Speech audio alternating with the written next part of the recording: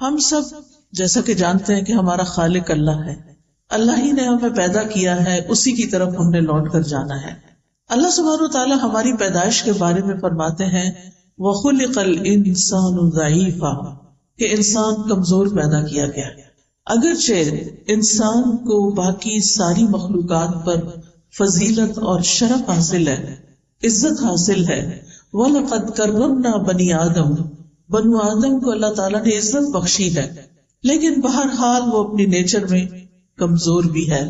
جب اس کو کوئی تکلیف آتی ہے تو وہ جزا فضا کرتا ہے، جب خوشی ملتی ہے تو بعض اوقات آپے سے باہر ہو جاتا ہے۔ اللہ سبحانہ وتعالیٰ نے انسان کے اندر یہ سب کچھ کیوں رکھا ہے؟ اس لیے کہ اگر اللہ تعالیٰ انسان کو شیر جیسی طاقت دے دیتا اور ہاتھی جیسا جسم دے دیتا اور اسی طرح پرندوں جیسی اڑان بھی دے دیتا تو پھر انسان آپے سے باہر ہو جاتا، اپنے رب کے آگے نہ جھکتا۔ اللہ سبحانہ وتعالیٰ نے انسان کو اپنی عبادت کے لیے پیدا کیا، اپنی اطاعت کے لیے، اپنی پہچان کے لیے۔ وَمَا خَلَقْتُ الْجِنَّ وَالْإِنسَ إِلَّا لِيَعْبُدُونَ، کہ میں نے جن و انس کو اپنی عبادت کے لیے پیدا کیا، اور علماء اس کا معنی یہ بھی کرتے ہیں کہ لِيَعْرِفُونِ، کہ تاکہ یہ مجھے پہچانے۔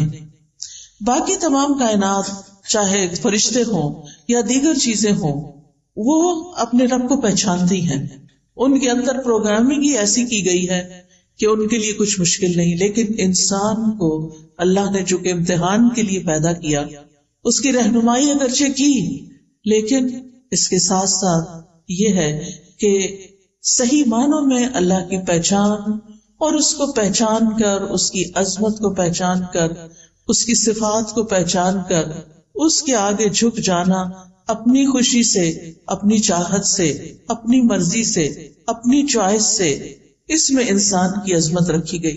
یعنی انسان کی عظمت اس میں نہیں کہ وہ خدا بن بیٹھے، انسان کی عظمت اس میں ہے کہ وہ بندہ بن کر جیے۔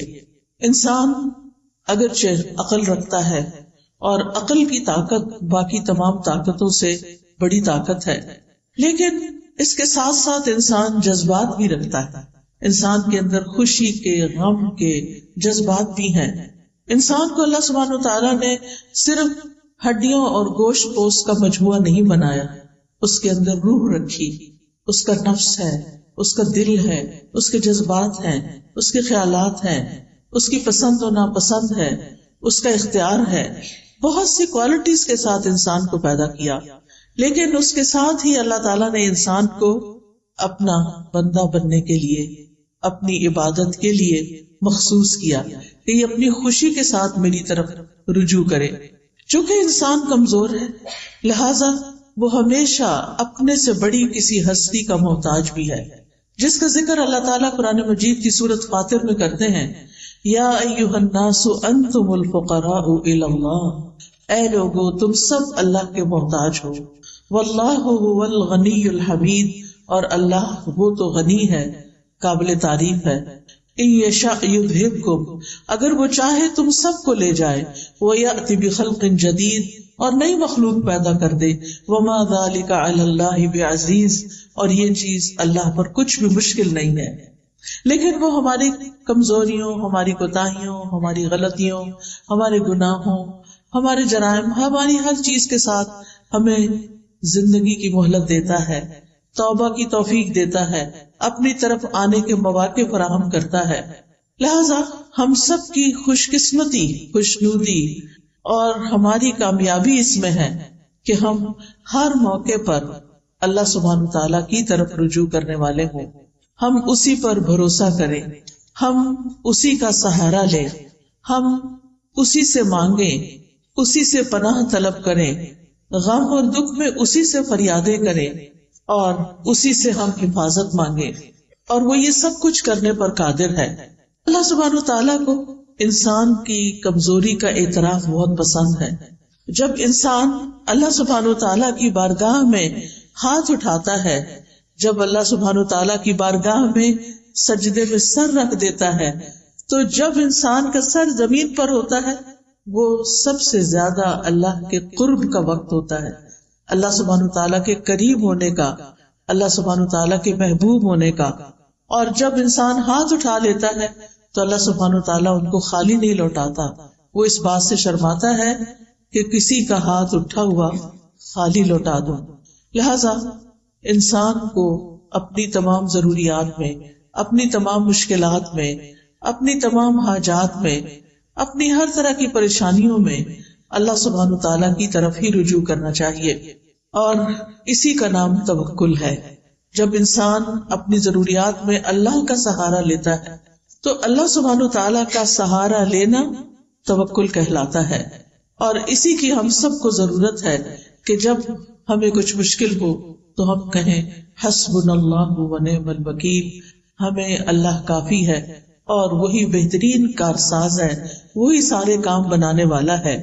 اور جتنا جتنا ہمیں اللہ تعالیٰ کی ذات پر زیادہ یقین ہوگا اور جتنا ہم اللہ سبحانہ تعالیٰ کو زیادہ پہچانتے ہوں اتنا ہی اس کی طرف رجوع بھی زیادہ ہوگا. اس کی طاقت میں ہے، اس کے اختیار میں ہے، اس کی قدرت میں ہے کہ وہ ہم سے ہر اس پریشانی، ہر اس خطرے کو دور کر دے جس سے ہم ڈرتے ہیں، اور پھر اسی کے آگے ہاتھ پھیلائے. اور وہ انسان کے لیے کافی ہے. جب ہم کہتے ہیں حسبنا، ہمیں کافی ہے، یعنی اللہ کی مدد کافی ہے. اور اگر اللہ ہمارے ساتھ ہے، اللہ ہماری مدد کرنے والا ہے، تو پھر ہم تنہا نہیں ہیں.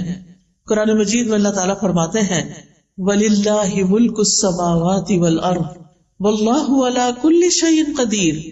آسمانوں اور زمین کا مالک اللہ ہی ہے اور وہ ہر چیز پر پوری قدرت رکھتا ہے. آپ سوچے کہ زمین کی ہر چیز اس کی ملکیت ہے، اصل میں اس کے کنٹرول میں ہے. ہمیں تو اس نے وقتی طور پر اختیار دے رکھا ہے کہ ہم انہیں اپنی مرضی کے مطابق استعمال کریں، ورنہ اصل کنٹرول تو رب ہی کے ہاتھ میں ہے. اور اسی طرح وہ ہر چیز کو نہ صرف یہ کہ زمین کی، آسمان کو بھی اون کرتا ہے، اس کا کنٹرول بھی اللہ تعالیٰ کے ہاتھ میں ہے.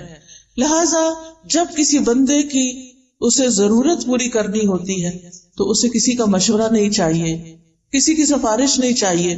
وہ سفارش جو بندوں کو اختیار دیا سفارش کرنے کا، انبیاء کو دیا ہے، اپنے اولیاء کو دیا ہے، وہ اس لیے دیا کہ وہ ان کو آنر بخشا ہے، ورنہ وہ تنہا سب کچھ کر سکتا ہے.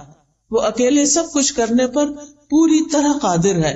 وہ صرف کن کہتا ہے اور بڑے بڑے کام ہو جاتے ہیں. تبارک الذی بیدہ الملک وہو علی کل شیء قدیر.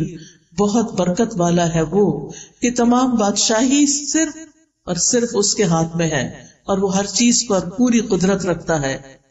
رب المشرق والمغرب لا الہ الا ہو فاتخذہ وکیلا. وہ مشرق اور مغرب کا رب ہے، اس کے سوا کوئی معبود نہیں، لہذا اسی کو اپنا کارساز بنائیے. معاملات کی تدبیر کرنے میں بھی وہ یکتا ہے، اسے کسی کے مشورے